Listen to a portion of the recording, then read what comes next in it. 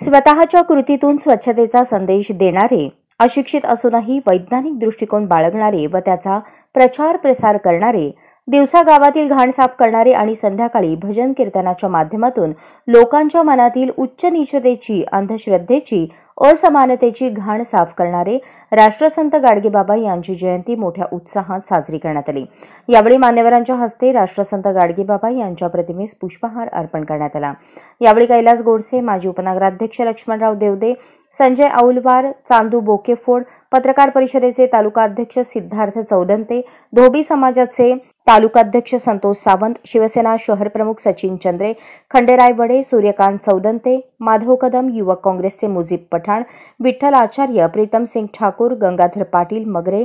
राम हामंद, विनोद वाघमारे, संदेश वाघमारे, पत्रकार शमशुद्दीन भाई, पत्रकार हाफिज कुरेशी, आकाश सोनटक्के, संजय बोकेफोड, विजय मेटकर, गजानन सोनटक्के, राजू बोकेफोड आदींची उपस्थिती होती।